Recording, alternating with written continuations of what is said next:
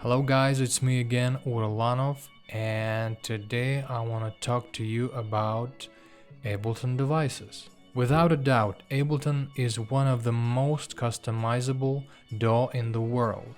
And for those of you who don't know about these customizable features inside of Ableton, this video is for you. Today I want to show you how you can turn one simple piano line into something special, something sounding dreamy, and something sounding complex. But first, I will build Ableton device and I will show you how you can make it like this. This is so easy. What Ableton offers to us is amazing because you can assign many things to one knob and control many things, and your sound will transform to something incredible. So without further ado, let me show you how you can make Ableton device. Oh, and one thing I want to mention, that while making this device, you can use not only built-in Ableton plugins, but also third-party plugins. I have here grain delay, I have reverb, I have saturator. The only third-party plugin I use is Pancake from Cable Guys. So first, what we want to do is we want to group these plugins. We click on grain delay, we hold shift, then we click other plugins, highlight them, reverb, saturator, Pancake. Then we use a shortcut, and this shortcut is Command G. On a Windows, it may be Control G. Okay, now we have these plugins in group, and we need to press this little button.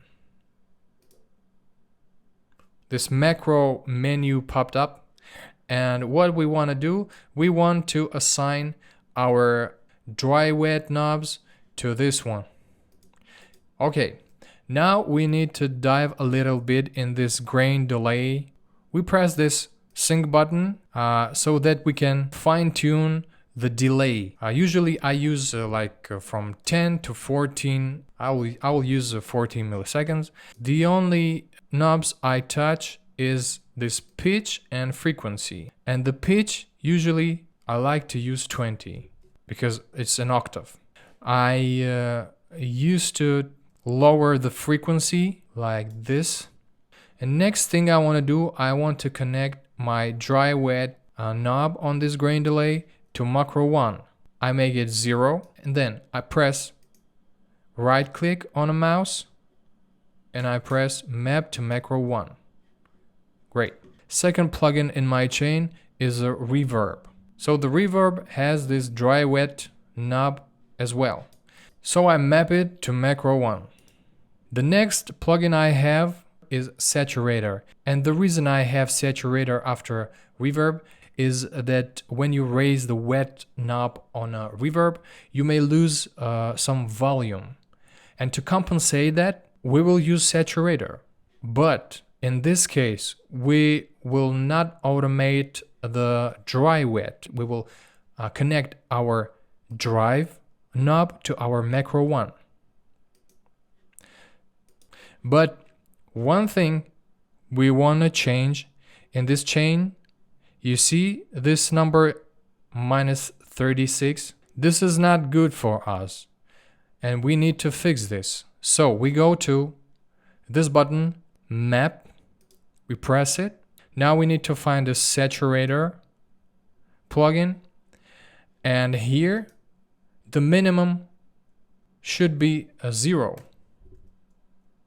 And maximum, we need to be around maybe 7. You can experiment with that, but for me, 7 is okay. So we press this button map again. And now it's time to go to our third-party plugin, Pancake. I want to put it like somewhere here. 116 notes should be okay. And I want to connect this mix button, this mix knob, to a macro 1 as well. But there's no way I can connect it pressing a right click on my mouse. But you can do it because, as I said, Ableton is one of the most customizable DAWs in the world. So you need to press this button, this arrow button. Then you need to press this configure button, and then you press the knob or button you want to automate inside of this plugin. I want to automate my mix knob. I press it, I make it 0. Now it appears here. It appears here, and now I can connect this macro, right click, to macro 1.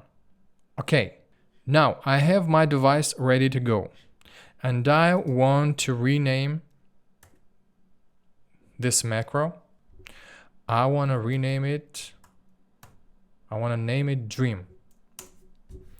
So let me first play for you this dry signal, this dry piano.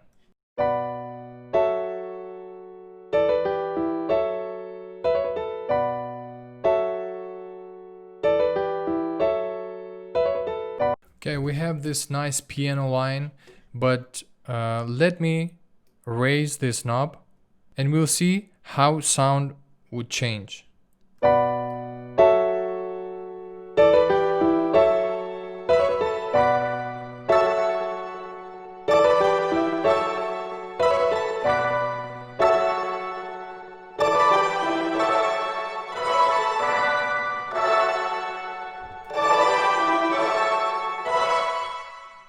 And from here you can dial in this frequency, this pitch, this anything you want. For example, like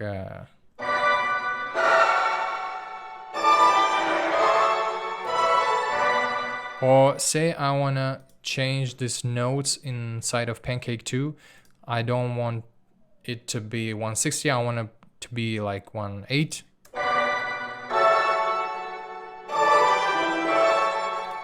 So you can make your own customizable plugin inside of Ableton, and it's not that hard. It's actually very easy. But one thing I wanna do with this chain, what if we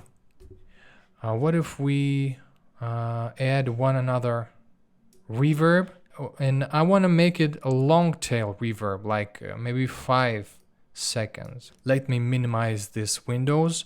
I highlight them all and I press minus so I can have a better view.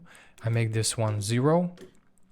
I want to connect this new, let me rename it, long reverb to macro 2, for example.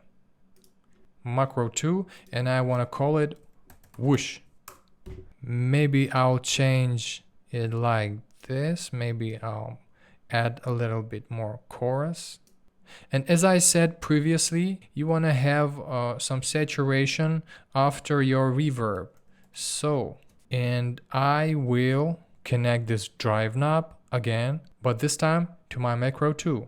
We go to our map knob, map button, sorry. We press this button. Like in previous example, we want it to be minimum 0 and 7 maximum. So let's check our new device.